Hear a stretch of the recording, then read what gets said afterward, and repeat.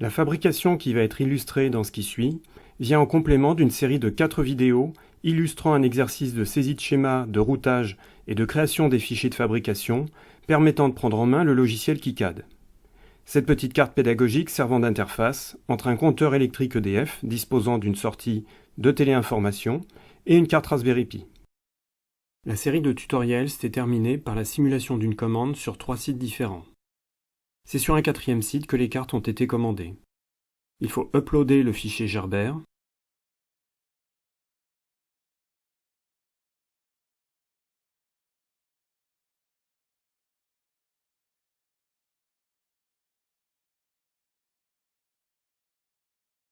on sélectionne le nombre de cartes à fabriquer, leur couleur. On commande également un stencil, aussi appelé pochoir, qui va permettre de positionner la pâte à braser sur les empreintes des CMS. Le site propose un dimensionnement personnalisé. Dans notre cas, la taille sera de 150 mm par 100, ce qui va réduire l'encombrement du stencil, et par voie de conséquence, son coût de fabrication, son poids, et également les frais de port.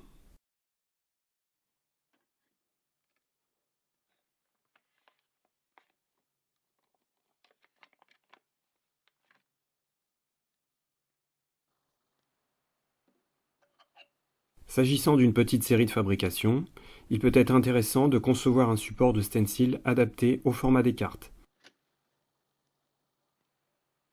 Il va permettre de juxtaposer plus facilement le pochoir sur les circuits imprimés lors de la pose de la pâte à braser. On pourrait tout à fait préparer 2 PCB à la fois en disposant une phase différente pour chacun, mais ce ne sera pas le cas dans l'exemple qui va suivre.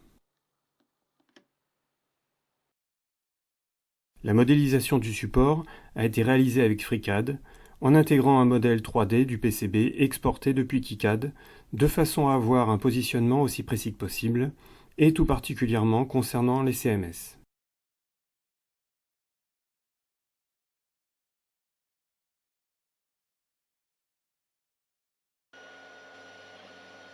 L'impression a été réalisée avec une imprimante 3D relativement standard, une AlphaWise U30.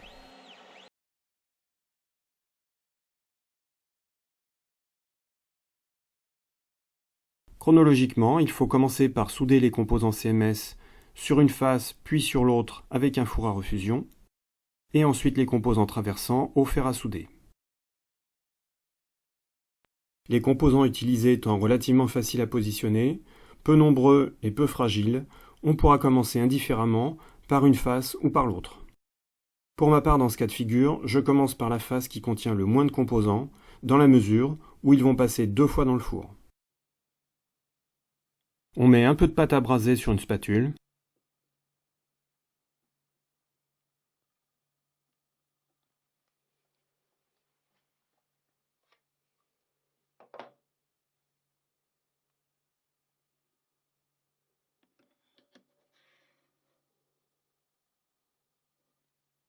On enduit le stencil de façon à bien remplir les petites cavités.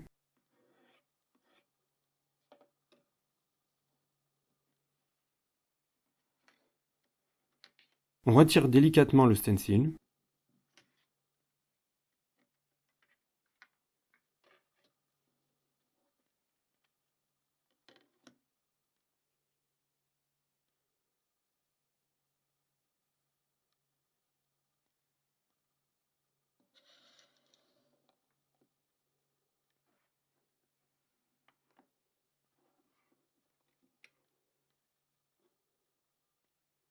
On dispose le ou les composants avec une pince Bruxelles.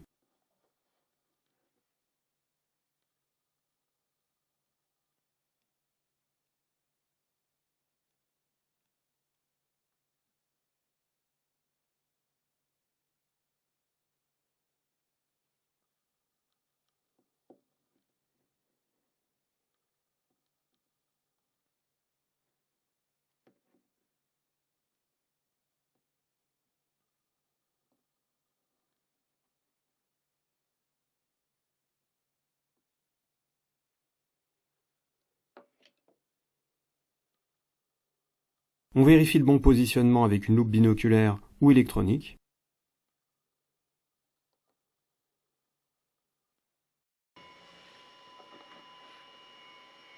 Puis, on dispose délicatement la carte dans le four en sélectionnant un profil de refusion adapté à la pâte à braser utilisée.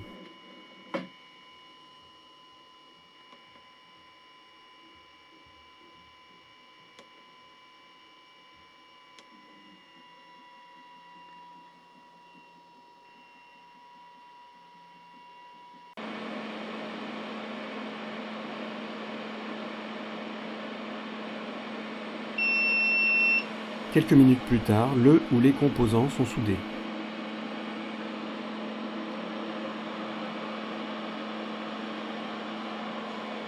Attention à ne pas se brûler en saisissant la carte.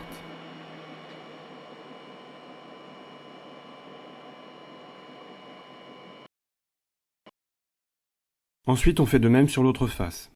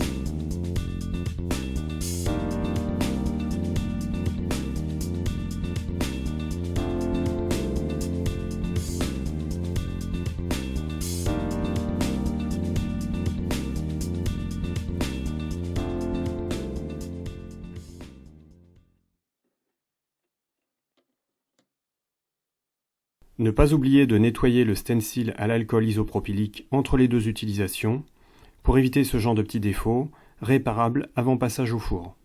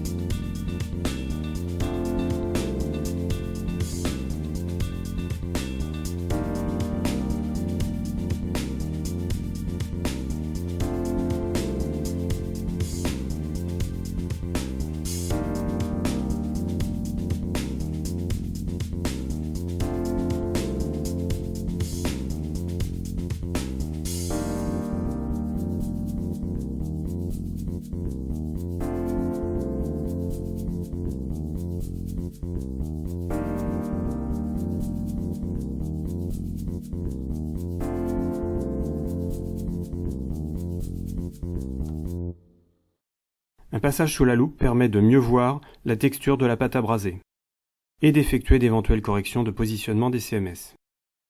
La pâte étant conductrice, on peut effectuer une vérification de la bonne orientation des LED avec un multimètre en mode test diode.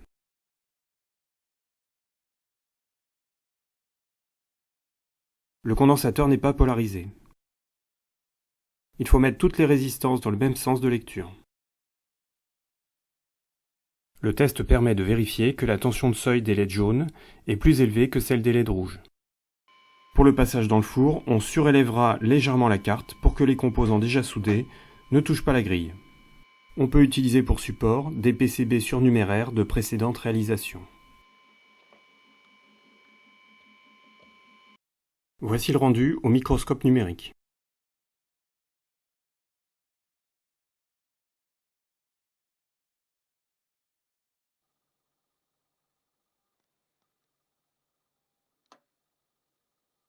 On peut maintenant souder les composants traversants. Les barrettes C-cap seront soudées déjà assemblées sur le photocoupleur pour faciliter leur positionnement.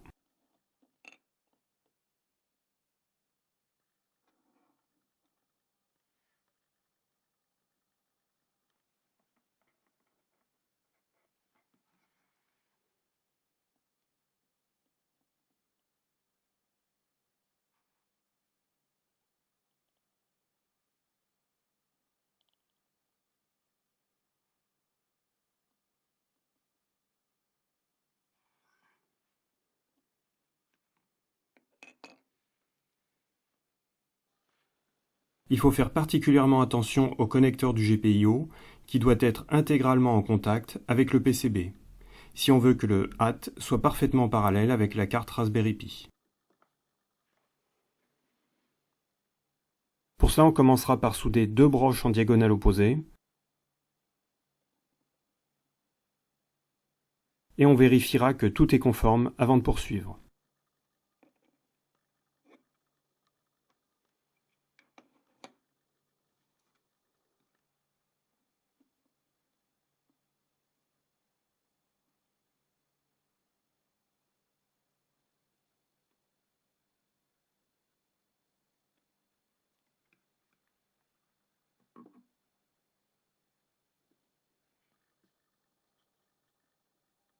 Le câblage est terminé.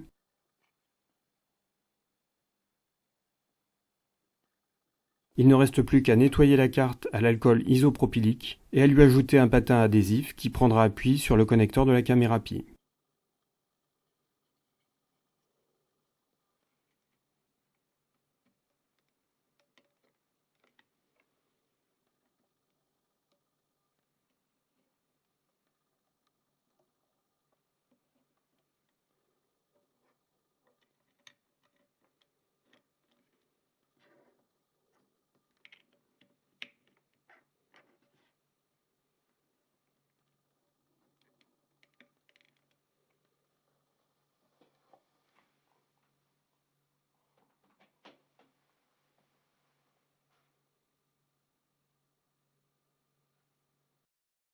À présent, on peut tester l'association Raspberry Pi 2 HAT et compteur EDF avec une petite application en faisant varier la consommation d'un radiateur électrique.